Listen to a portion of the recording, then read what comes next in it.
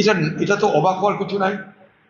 BJP মানে হুমায়ুন কবির, হুমায়ুন কবির মানে BJP, সবাই জানে, এটা সবাই জানে।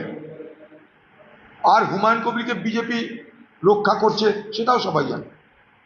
হুমায়ুন কবিরকে বিজেপি রক্ষা করছে মুসলমান ভোট কাটার জন্য, সেটাও সবাই জানে। বাবরি মসজিদ, বাবরি মসজিদ আলোচনা হয়, কই লেখা হয়েছে কি এখানে বাবরি মসজিদ প্রতিষ্ঠিত হবে? বলুন, কোথাও লেখা দেখেছেন? কোথাও লেখার ক্ষমতা আছে কি এইটা বাবরি মসজিদের গেট? বলুন। অতএব ধর্মের সুশ্রী দিয়ে রাজনীতি হচ্ছে, ভোট হচ্ছে। হিন্দু ধর্মের সুশ্রী দিয়ে বিজেপির ভোট, মুসলমান ধর্মের সুশ্রী দিয়ে হুমায়ুন কবিরের ভোট।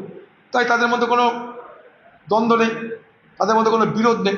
দুজনের লক্ষ্য এক, ভোট কাটো, নিজের ভোটে পকেট ভরো। তার জন্য দেখতে পাচ্ছেন এক জায়গায়।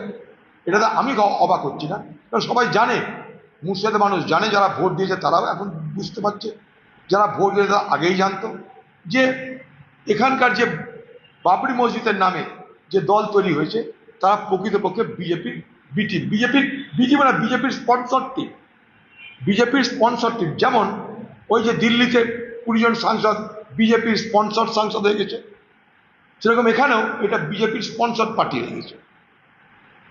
তাই কোনোদিনই এখানে বাবরি হবে না। আমি লিখে দিলাম, এখানে কোনোদিন বাবরি মসজিদ হবে না, আজ না, কোনোদিনই হবে না। কারণ ভারতবর্ষের বিজেপি পার্টি বাবরি মসজিদ ভাঙার মধ্যে দিয়ে ক্ষমতা এসেছে। তাদের এখন ডবল ইঞ্জিন সরকার। যে বাবরি মসজিদ ভাঙার মধ্যে দিয়ে একটা দল ক্ষমতায় আসে, তারা তাদের জমানায় কোথাও বাবরি মসজিদ করতে দিয়ে বলে আমি বিশ্বাস করি না, অন্তত কোনো যুক্তিটাই বিশ্বাস করি না। এরা সব নাটক হচ্ছে, মানুষকে বিভ্রান্ত করা হচ্ছে, মানুষের সঙ্গে ছলনা করা হচ্ছে, চালাকি করা হচ্ছে, ভোটের রাজনীতি করা হচ্ছে।